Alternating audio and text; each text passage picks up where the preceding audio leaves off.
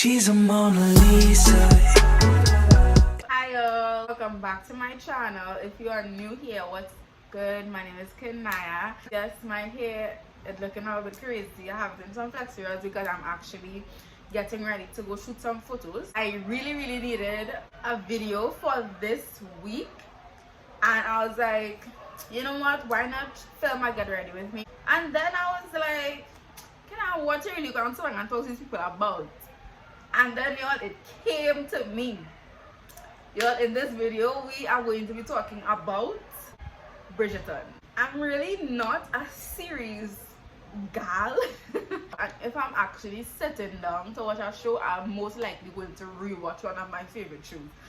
But y'all, everybody and their mother was talking about Bridgerton, and everybody who I heard describe it, they were saying like it is like a 18th century Gossip Girl.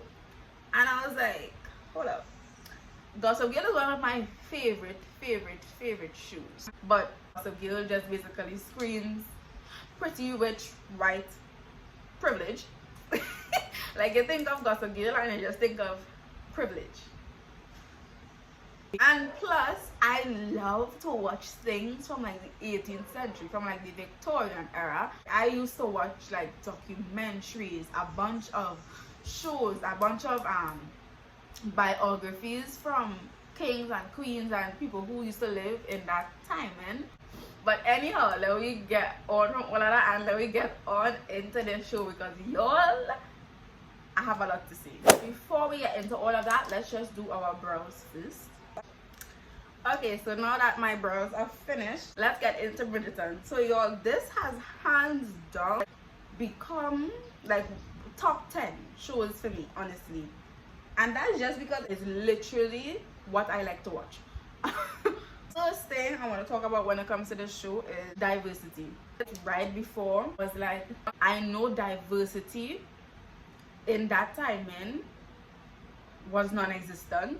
So I'm probably not going to like the show as much, because y'all, to be honest, these days I cannot watch a show that does not have people who look like me in it. But y'all, soon when I got into the show, I was like, oh, that's cool, you know, everybody getting ready, putting on the corsets and stuff like that. And y'all, then I saw this woman sitting on a throne, and I was like, hold on, is she brown? Is that the queen? I was like, okay, wait, she had a little light skin, so I don't know. So I was like, okay. And then I saw a black woman in a ball gown. I was like, hold up. And then I saw the Duke and Lady Danbury, and I was like, shut it down. Shut it down. Black people are everywhere. You know, Queen is black, and she had like an afro in one scene, and I was just like, give it to me. Can we get a period from the congregation? Come on, guys. Period. But this show did such a good job with just mixing. And y'all, it wasn't just like throwing in a few couple black people like how the rest of these modern shows is be. Y'all, it was like a perfect mix. It make me appreciate this show more, because I just like, I'll put some thought into this. Speaking of being modern, the music, yo, and let me tell you something. As I told you, like, I love to watch stuff from this era. So I remember I watching this show. I don't know if it was in the first episode, but they was in like a ball or something, and like I listening to the music, and then I was like, why this song is so familiar? I was like, wait a minute, this is not Thank You Next by Ariana Grande. And then in the next scene, I was like, this is Girls Like You, but in a classical form. And then in the next scene, I was like, this is Billie Eilish, Bad Guy. And then I was like, okay, hold up, a little bit too much. It just didn't really sit right with me. Like, all these modern tunes made classical, like, I see where it was going, because they're trying to appease a certain audience right now. The younger generation now typically would not want to really hear classical music, or wouldn't really vibe to classical music. It was kind of cringy. Like I seen one day like all the dancing to thank you next, but it's supposed to be the 1800s. No babes. It honestly, it wasn't a huge issue, obviously. I just wish they didn't do that, and that's just my opinion. All of that aside, let's get into these characters, because do I have my opinion? The first people I want to talk about is the Featherington family. The first one, like I saw them, I was like, this screams very desperate, you know, very pick me, very, I'm not at the top of the barrel, but I'm really trying to get there. The mother, she was honestly doing the moves. Like throughout the entire show, Lady Featherington, she was doing the moves. However, we have Penelope now. I love her character. She's not a typical girl. She was out already in society and like ready to get married and everything. She was kind of in the middle, confused, like she wanted to like be out there and get married, and on the other hand she wanted to be different like Eloise. But I just feel like she was young, honestly, and she just didn't really know how to deal with her feelings, and that showed in some stuff that she did. But we will talk more about Penelope in the end. I don't know why if you watch the show. But let me talk about Miss Marina. That is what I want to talk about here, right, Olive?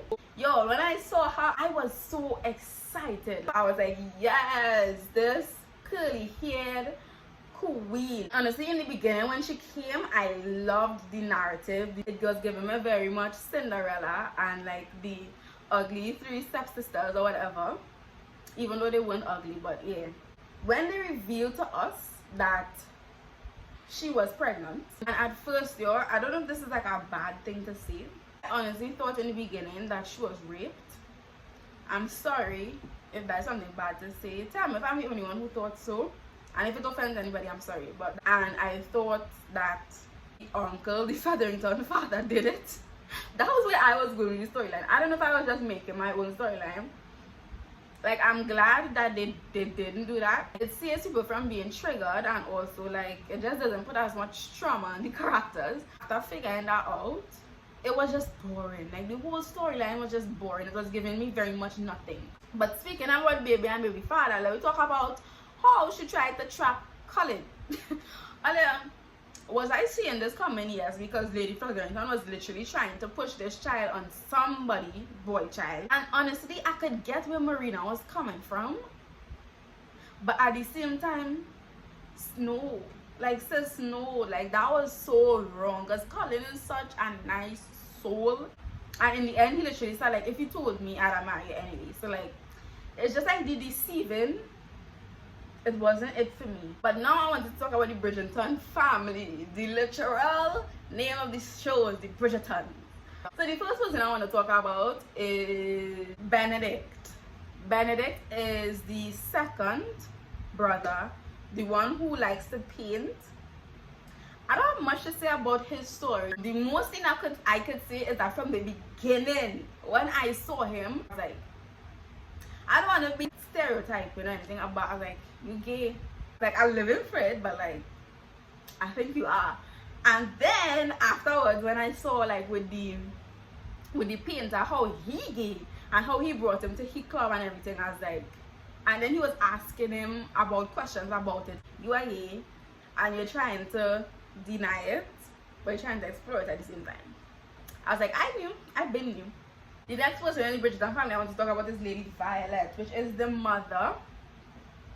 I love me some Lady Violet. She's a bit problematic, I ain't gonna lie, but I love her. Super mom who just wants the best for she children. Also just like sitting back and giving them love. And I just like, this is what your mother, like Lady Featherington, could learn, because Lady Featherington was literally ignoring she children hobby is like she literally did not care. All she wanted to do was marry them off. But Lady Violet, she was actually like getting to know them, playing with them, talking to them, and I just like, I love her. Like, she kind of reminded me of my mommy. But where I find she was kind of problematic and what kind of pissed me off was the little that she told Daphne before she went into getting married. And I think this is something that still goes on today. Like, I do not know why it is so hard for parents to just talk to the children about these things like sex or something like that. You send the child off knowing literally nothing. You literally sent her off to be taken advantage of. Throughout this whole show, before Daphne even brought it up, I was like, are you not going to tell this child like what marriage is about? Like the disagreements, like how children are even made. Because I remember when Eloise came and asked, she was like, shut down that whole conversation. Why not? Even in today's society, we just need to stop making the topic about sex and marriage and everything that it entails so taboo. Like, why everybody like feels so embarrassed or anything to talk about it? It's literally the way of life. Just tell us about it so that we don't have to go and learn it from different people. Like, for example, Daphne had to learn from Simon and like the maids.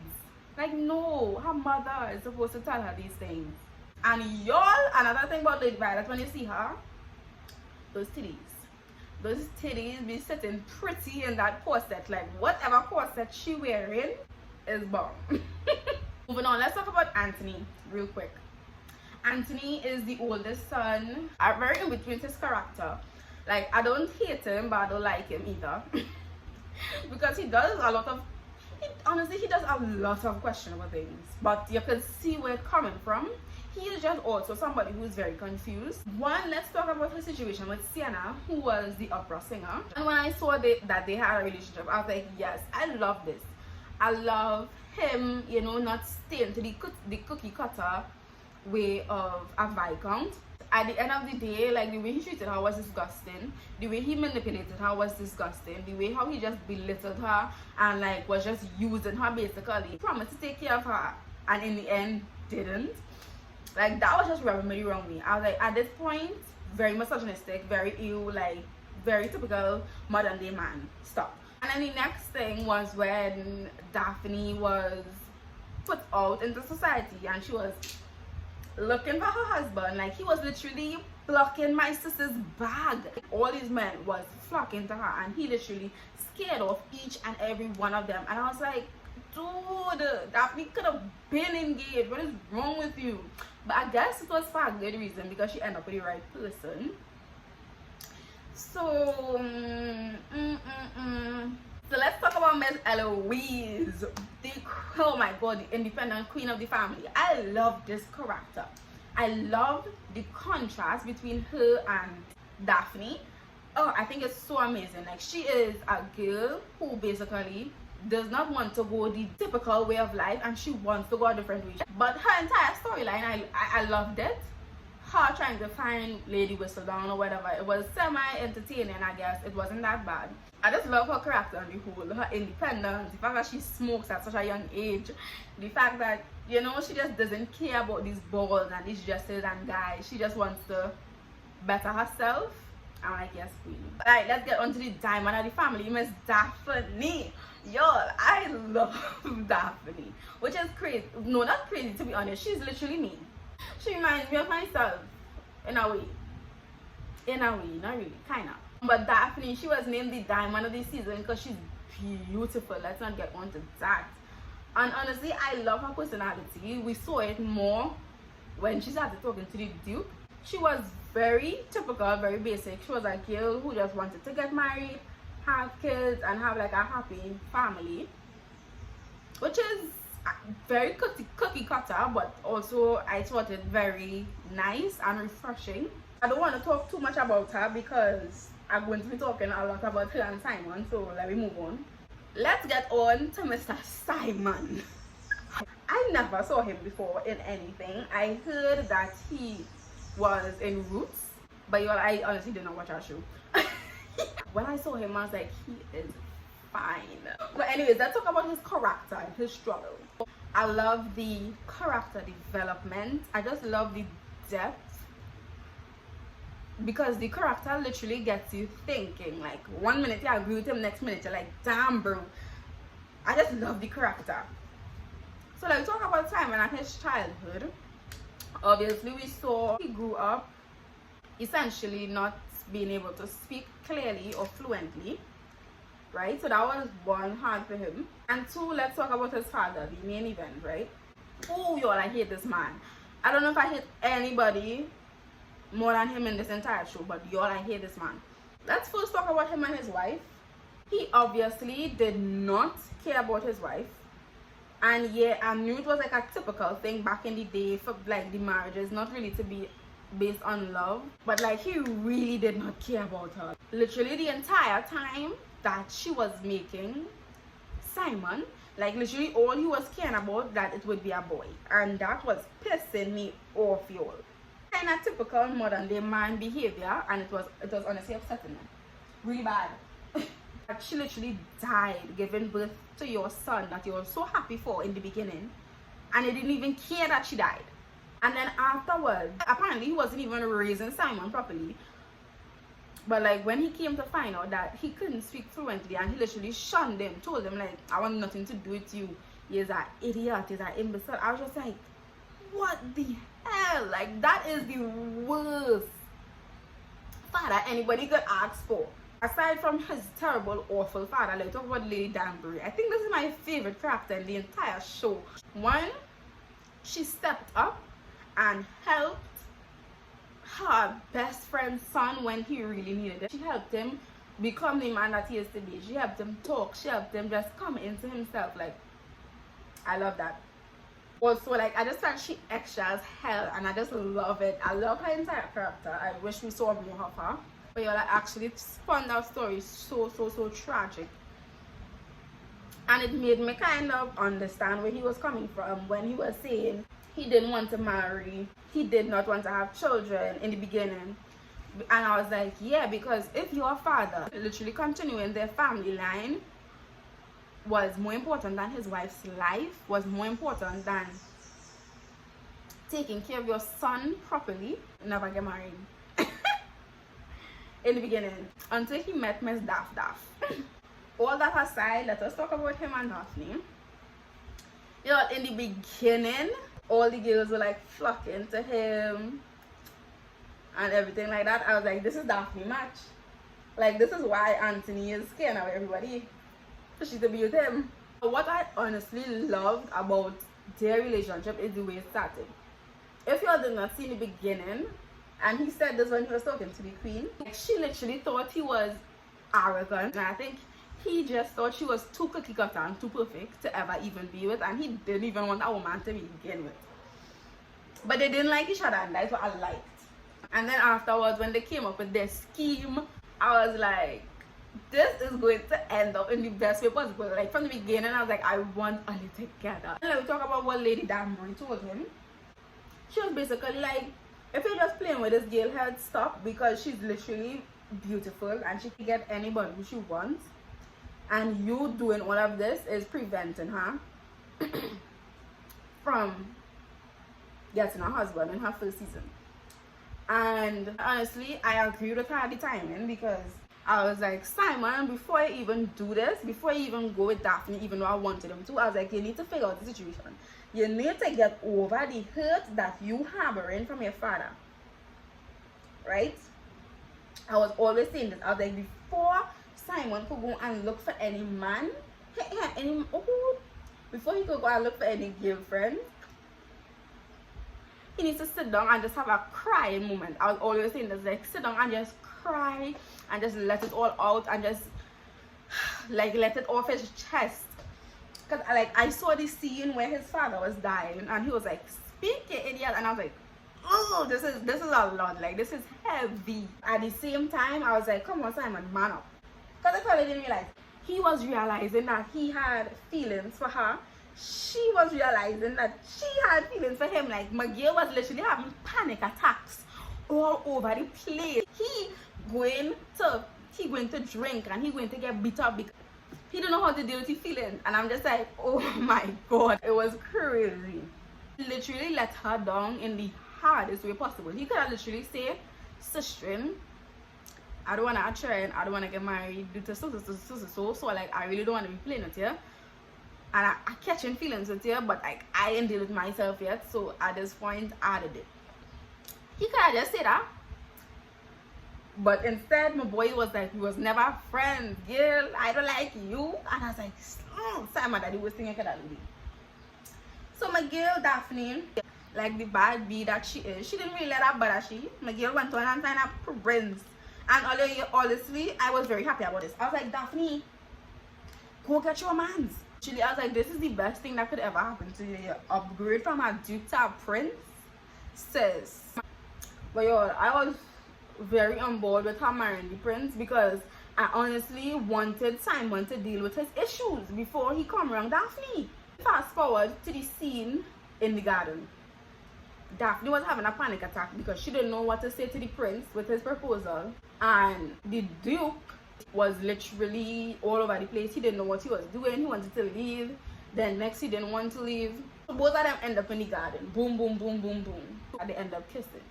Yo, when I see this scene, I was so pissed. I was mad. You know why? Simon did not deal with his issues. He did not know what he wanted, right, at the time. So like, to me, if he knew what he wanted and he was like, okay, I want to get married, I want to be with you, I love you, I would have be okay with the kiss before marriage. I'd be okay with it. I'd be like, yes, get it. But the fact that he still did not want to marry, and he still did not want Sharon, and he still did not want Daphne in a hole, that pissed me off. First of all, you're messing up this girl life. Because it wasn't a normal kiss. All you see that kiss? Is that a hole up and rub up and all kind of thing. I was like, you're messing up this girl life. She literally had a prince. Like, you literally fumbling when she bad. He's selfish. Like, I love him, I love his character, but that was so selfish and I hated it. Eventually, he wanted to lose his life, everything like that. I was like, okay, that's all fine and good, but like, what that even solving? She's still, like, you know, still kiss you up and all kind of things. So like, that not really doing anything at this point. Eventually, Daphne just ended up saying, okay, I will marry him, like, even though like he don't want no children, like I can't have this destroying my family name, etc, etc. And I was so angry all because I wanted them to come together, but I wanted it to be on the right terms. So at that point, I was just like, do not get married. At this point, I did not even want her to get married. Yo, when they got married, that cabin scene, overwhelmed. The entire issue of her figuring out, like, it's not that he couldn't have tried, and just he didn't want to. One, I tell her it was based on her mother not telling her anything, and two, based on him. And I understand where she was coming from, but I was like, oh, come on, use all issues. Come on, talk. Communication. Thanks. But all the fighting and all of that they was doing, I was just like, oh, just deal with all the issues. Just talk. Like, literally, if they just sit down and talk, and Simon had his crying moment that I said he needed, everything would have been fine. And the marriage would not have been so rocky. As usual, people don't like to, the first option is not communicate, it is fight. So I got that. She ended up professing her love for him, which was one of my favorite scenes ever. And shocking enough, they ended up making a child, which was, that was so shocking to me. I thought it would have take more little like pushing for Simon to actually agree, and I wish it took a little bit more pushing for Simon to agree. It would have made the storyline a little bit more interesting. But they ended up making a child, and honestly I'm happy for them because the couple is basically perfect. But before I talk for a whole hour about Simon and Daphne, let me move on. You all know I love them. The next person I want to talk about is Lady Whistledown, the tongue Mako, Miss 18th century gossip girl herself. I love the whole concept of Lady Whistledown. I love the fact that they took a generation, an era, a genre of shows that is so set in stone and that is so specific, and they made it into something else. Because they did that, they could twist it and turn it in any way that they want. It gave the show a little bit more oomph, you know, like it has somebody who watching everybody at every little corner, spreading the little dark tales and, you know, upsetting people like the queen and stuff. Like, talk about Lady Whistledown identity. Yo, I been knew it was Penelope. Like, the way she was getting on was, it was too revealing. She was nosy. It kind of had to be she, because she's somebody who not in the society stuff, but she's actually in it, so she could actually see what's going on. And like, when the story of Marina Child and everything broke out, that was a dead giveaway. That was a dead giveaway that it was Penelope. I really don't like that they disclosed her identity in season 1 though, considering that I heard that they want to make about 8 seasons. I find they could have dragged it on like they did Gossip Girl, because Gossip Girl literally revealed that Dan was Gossip Girl in the literal last episode of the entire series. And I think they could have done that, like not literal last episode, but like a couple seasons in. I don't like how they reveal her in season 1, but I'm like, I guess they knew what they was doing. And who knows, we don't know if that is specifically her or if she was just dead. Who knows, I don't know. That was my entire like rant and rundown of Bridgerton. I honestly, y'all, I love this show. It's literally what I want in a show and more. I honestly cannot wait for more seasons. Hope you all love it as much as I do. To end off this get ready with me, I am going to take down my flexi rods. Back to you guys when my hair and everything is done. Alright y'all, I'm back. I took up my flexi rods. Yo, this is my second time attempting this style. Again, it did not work out. We just move on. This is not what this video is about. I hope you all enjoyed today's video. I had so much fun filming it. Yo, I love talking about things like this. Like if you want to see more videos like this, let me know down in the comments below. But if you did watch the show, let me know down in the comments below. Who is your favorite character? What's your favorite scene? Like, did you like the show? Let's talk in the comments. But that is the end of today's video. I'm going to see now if I can go take my pictures, and I will see you all next week. Bye.